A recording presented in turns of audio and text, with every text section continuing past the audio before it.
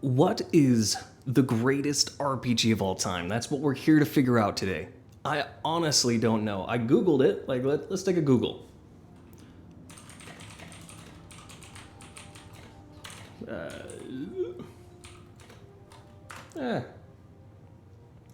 If you look at the top, 100, is this 100? It's probably not 100. I don't know. But most of these are from 90s. I'm sure these are really great games and all.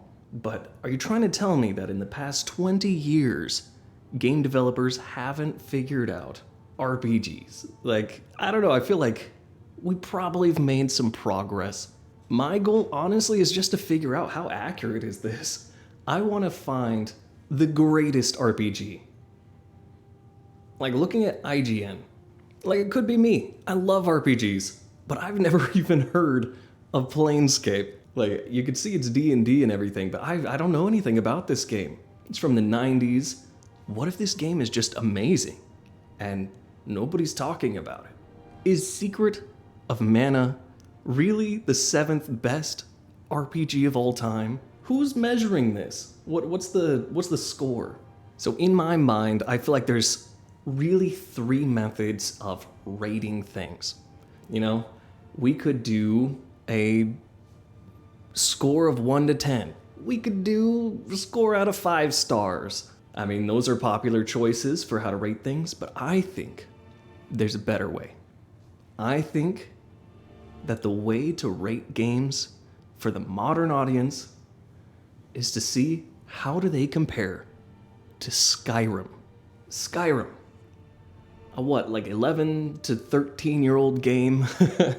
There are so many titles out there, different RPGs, different types of RPGs, and I want to see how do they compare to Skyrim. And why am I picking Skyrim? Well, it's kind of simple. When you think about game developers, there's only a few that really come to mind. It's kind of hard to get famous in the game industry. You have Miyazaki, the creator of Dark Souls. He's become legendary for breaking players. This guy has probably broken more players than Call of Duty broke controllers. You have Hideo Kojima. He's famous. He recently made the Walking Dead simulator. You know what this game reminds me of? It reminds me of health class in 8th grade, carrying the baby around the game. It's actually a cool game. So there's Hideo Kojima, Miyazaki, but when I think of famous game developers, I think of God Howard. Todd Howard, he brought us Oblivion. He brought us Dark Souls. He brought us games like Oblivion, Fallout 3, Fallout 4, most recently Starfield, Fallout 76. But kind of the most successful one has to be Skyrim.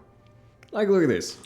As of June 2023, Skyrim has sold 60 million copies. There are countries with less people. 60 million copies. That's bonkers. I feel like this game has been repackaged and sold to the same people multiple times.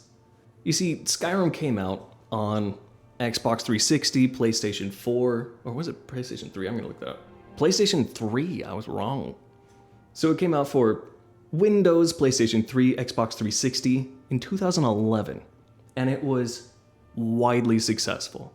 So they went and repackaged it as Special Edition and resold it to the same exact players. But now it works with DirectX 9, it's a little bit better, a little bit newer consoles, and generally just a better game. But still, it's the same game. They even made a VR version. They've put it on Switch. These guys even brought it to Alexa. This game is crazy on just the amount of people it has reached. And that's why I'm choosing Skyrim as my go-to comparison. I want to find out how good is Skyrim really? And then for the next ones, we're going to be able to compare it to Skyrim to see what is the better RPG. These are going to be a little bit of my opinion, but also I would like some input. What do you think? You see, in my mind, I'm thinking, if I were to say that this game's AI is worse than Skyrim's? Need something? I think that some people are gonna understand what I mean. But if I were to say this AI is 6 out of 10, like, it just doesn't hit the same. So we're gonna find the greatest RPG of all time, and this intro has been really long. So let's just hop into the game. First, I wanna see first impressions. After the first impressions, we're gonna go look at things like gameplay, story, freedom of choice, and ultimately, immersion. So let me know if these, what was that, 4 or 5 criteria are the ultimate criteria I should be looking at, or what else should I be comparing to Skyrim for future reviews? Without any further ado, let's look at the first impressions of the game, the first hour of gameplay, and then we'll give it a little bit of a review out of Skyrim. How many Skyrims out of Skyrim is it? Let's go. Oh, it's been a while. You know what? I played this game so much that I could probably just like play the intro just out of memory. Let's see.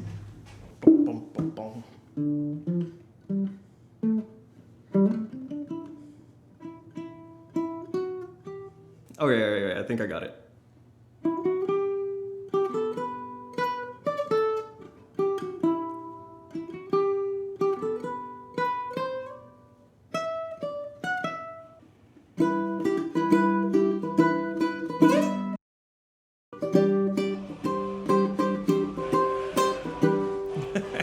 Okay, enough messing around. Let's get into it.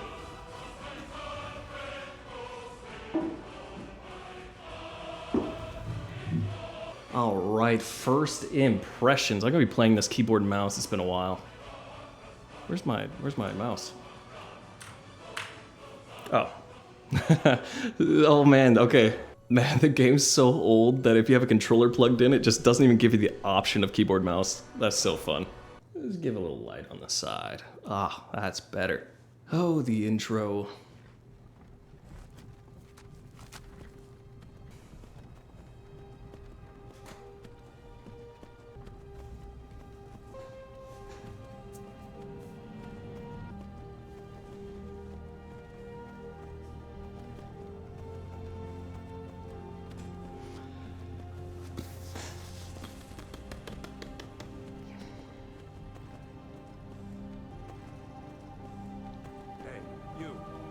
Finally awake. Yeah, I am. Okay, for those that don't know the story, these guys were captured by those guys. They're imperialists. They're doing their thing. This guy's super chill. Chill guy, nice blondie, big buff boy. And he follows this guy who's kind of less nice. So this guy, he yelled at the king, right? And the king kind of took it hard and died. And then this guy... You and me, we shouldn't be here. Shouldn't be here. Sure. Alright, so... those guys over there on the horses, they captured us. They hate us because I'm with this guy. And this guy follows this guy who yelled at their king who died. So, yeah, deserved, I guess. I remember when I was in like middle school or something like that, long time ago, my buddy came to school and he told me all about this game. He told the whole detailed story of the beginning, and I thought it was so cool. I went into like an ADHD trance for the whole day. And I didn't even have like a console that could play the game. Maybe I was just a weird kid. Man, this is really just like a Disney ride on rails. It's a small world. I love how the whole build-up so far is they really just want to kill that guy. That's their only plan. Run. Go, you got this.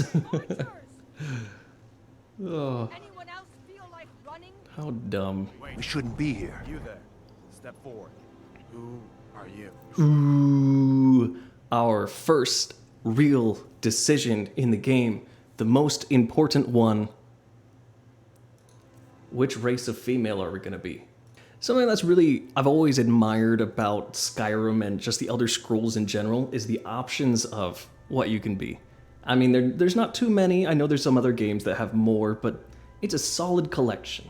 You got the Argonian lizard people, you got normal people, you got dark elf people, light elf people, normal people, cat people, normal people, orc people, normal people, and elves. Yeah, okay, so what do we want to be? You know what? For demonstration purposes, I'm gonna... Yeah. What do I do? How do I... Buttons. You know, the customization. You gotta give them a little bit of credit. Like, for being old. Being old. So for being such an old game, they have a pretty decent amount of customization options. It's not the greatest customization in the world, but it's enough. Have you seen Oblivion? This is like 100 times better than Oblivion's. So the trick is you just set everything to 100. Gotta get them laugh lines. This might be easier on a controller. I don't know why this is so hard to click and drag. Yeah. Okay, I'll be back. I'll be back. So it turns out if you just turn all the sliders to the right, you make a Chad. The female version of Giga Chad. That's hilarious. I love this. I'm keeping that. Giga Chaddis. Forget the list. She goes to the block. Their mistake. Alright, so this is the spot that makes 0 sense. You see, they really want this guy dead on my left there. This guy killed their king, right? And so, their plan, they really want this guy gone. They need him to die because they don't want to give him a fair trial or anything like that. So what do? What is their big plan? Next, the orc. They choose to execute me.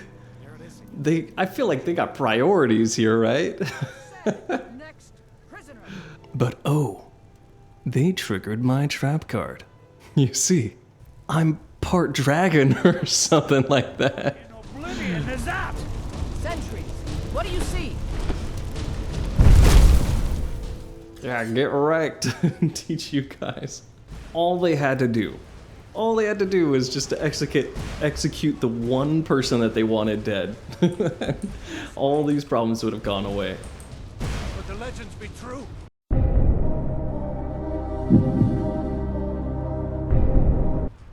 Legends don't burn down villages.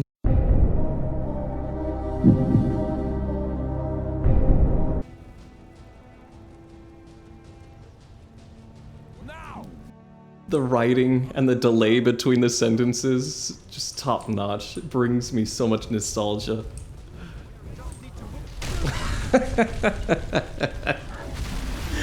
Oh, I know it's supposed to be serious, but I just can't help it. I just need to look. Alright, so leave them behind. They'll find their own way out. It's kind of cool. I mean, the city's getting burned down and all. For intros to a game, this isn't bad. It's very Disney. Still alive, prisoner? Keep close to me if you want to stay that way. Is that a threat? Man, they should make a Skyrim ride at, like, Six Flags. I don't know. Six Flags still a thing? I don't live in California anymore. Okay, you know what? You're too slow. I'm out of here. Ooh.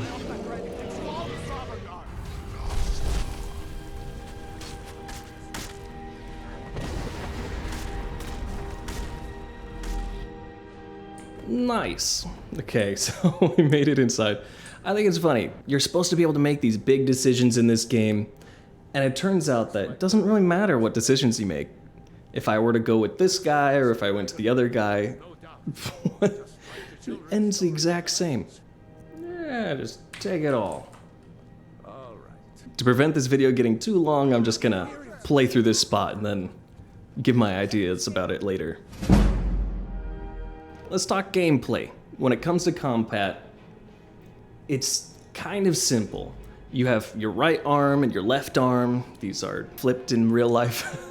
And you just press the corresponding button and then it is pretty simple. It's very simplistic. But I mean, if you compare it to other games, it's actually not so bad. A lot of people complain about it, but here, you decide what looks better between these two clips.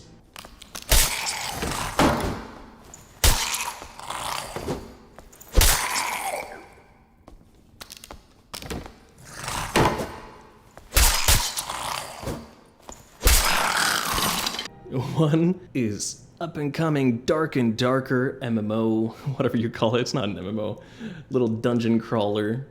And then check out this. This is the very first level, first time combating.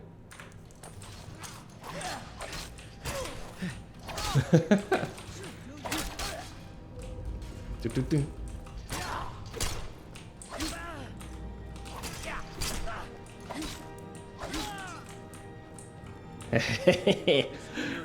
I don't know. For even just the very first combat experience in the game, it's already like pretty good. You got a pretty good amount of options. I might as well just steal everything. Loot.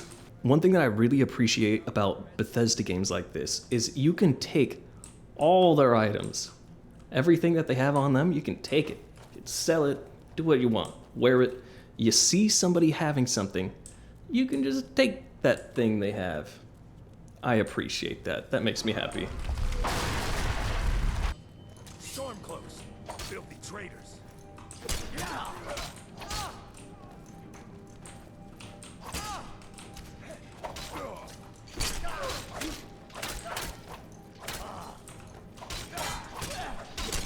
Who? Okay, so combat, like melee combat's not actually that bad. You're gonna loot all the stuff. You see that thing? Come here. Done? No! Let's get moving. Okay, fine. This game is so fun. So when it comes to like wizardry, let's see, do I have any spells? Oh yeah, I think everybody starts with this. Being a mage is also pretty cool. I've always enjoyed that.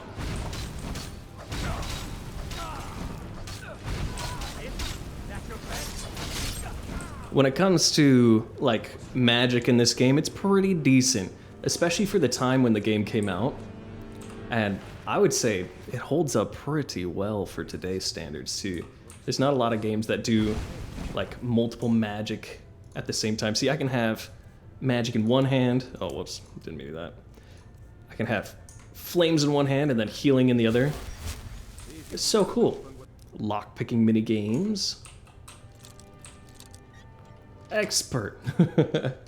All of your stuff are belong to me. You know, for me, this game kind of scratches that itch. It's partially nostalgia, but also it holds up pretty well, in my opinion. I hate on keyboard and mouse how like your walking is faster than they're running. And so you have to constantly like stop yourself just to stay in combat or stay in range. Okay, so one of the coolest things about this game is when it comes to gameplay specifically, you can really choose what you want to be. You've got this whole array of different skills you can level up, and they all pretty drastically change how you play the game. And so, if you don't know, the leveling system is quite simple. You want to level up your speech. You speak. You want to level up your pickpocketing. You pickpocket. So your actions actually determine how levels level up. You see, I've already almost gained a level in one-handed because I was one-handing the weapon. So it's pretty simple. I like that system. It forces you to really do stuff to earn those levels, and I like that. It's a pretty cool system. I will say one of the biggest flaws in the game is that you can literally become good at everything. I had a playthrough, right? I was a rogue that was like master sneak, but I was also an archmage and became like the leader of the college of mages. I became like the leader of the vampire killers, and then I became a vampire. You can kind of just do everything. And so the game really doesn't say no, which is a good thing and a bad thing. The peak gameplay. Imagine getting blasted with flames and just being like, this is okay. The AI has always been a little flawed. You guys got this. You're doing great. He did. I didn't plan on being a mage, but mage is kind of fun. Ooh, a little bit of environmental stuff. Ooh, he's gonna shoot me. He shot me. Okay.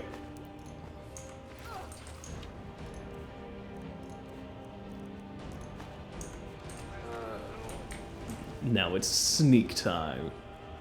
It's super Disney ride on rails. Like, look at this Indiana Jones moment right here.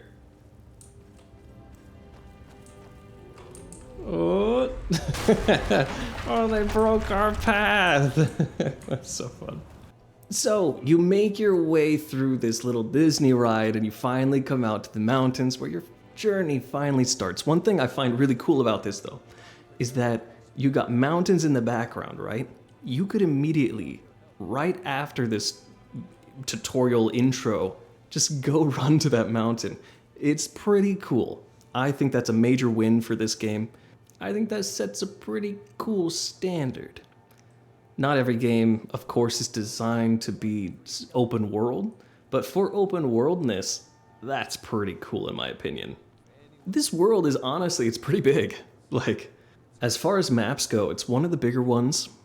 And the cool thing is, there's so much modded content that can be added that it just blows my mind. If you want cool armors, you can just mod in the coolest armors you've ever seen. If you want new companions, they have fully voiced companion mods that just blow you out of the water. It's amazing. If you want all your dragons replaced with freaking Thomas the Train, you can do that. Thomas the Train Dragon. What in oblivion is that? Sentries, what do you see? It's in the clouds! There are some other mods, like, how do you bookmark in Chrome? So, when it comes to first impressions, I think that Skyrim, it's a bit linear of a beginning, but that's okay. It's a good beginning. I think it's pretty solid as a start. It's pretty easy to compare to. So now, we got things like gameplay, story, freedom of choice, immersion. Let's talk gameplay. You know, to be honest, gameplay is pretty simple. You got your two hands, you push that corresponding button, the hand will do its thing. It's not really like rocket science or anything like that. But I guess you do have a good amount of options. Like, you can swipe at things, you can shoot at things. It's all very satisfying. I think it's fun. Like, you can become a werewolf, you can become a vampire and suck people's life out of them through your hands, which it doesn't make sense to me, but it's kind of fun. But truth is, you got all these stats that you can build up on your 19th bow build. So let's talk story. How is the story of Skyrim? I don't really need to play through like too much because I've beaten this game so many freaking times. I've played countless hours. I don't want to show my playtime. Most of the quests, to be honest, go kind of like this. You meet the person gives you the quest. Yes, I could use someone to fetch something for me. Well, when I say fetch, I really mean delve into a dangerous ruin in search of an ancient stone tablet that may or may not actually be there. You go to the quest location, which leads you to a cave. And the cave is full of monsters. Surprise! Think you can take me? Is that a challenge? Yeah. You kill them, you go through, you get the item, bring it back to the person. The person's like, oh hey, great, here's the thing. Ah, the Dragon Stone of Bleak Falls Barrow. Seems you are a cut above the usual brutes the Jarl sends my way.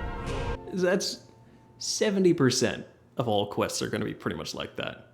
But the thing is, it doesn't get too repetitive, in my opinion. It does a little bit sometimes, but they do a good job at making things unique enough to have those hidden gem moments.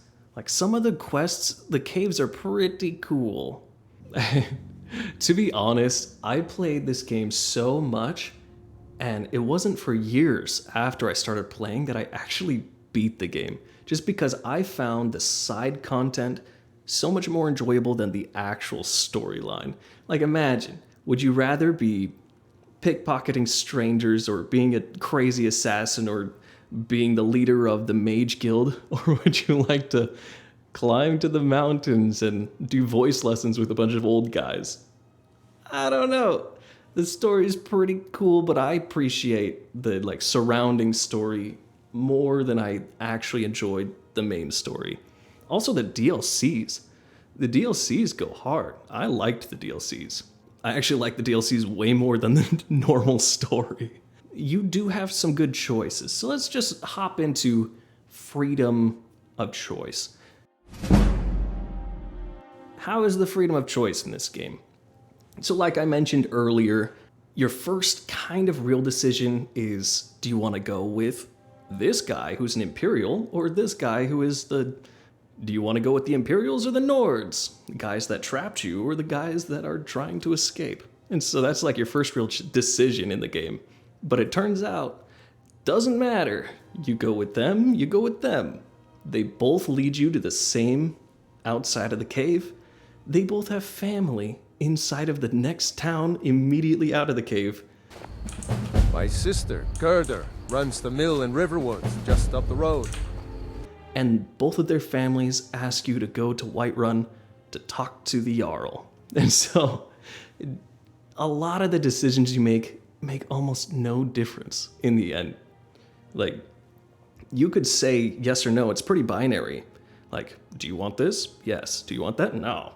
And the outcome is very oftentimes the same. Doesn't really make the biggest difference. So, but in my opinion, where the freedom of choice really comes in is your build. You can really kind of choose how you want to play the game. So if you want to be an elf, necromancer, alchemist, blacksmith, pacifist, you can do that. The game lets you do that, and I think that's so cool. You can even be like a pro wrestler. Just straight up WWE The Rock character.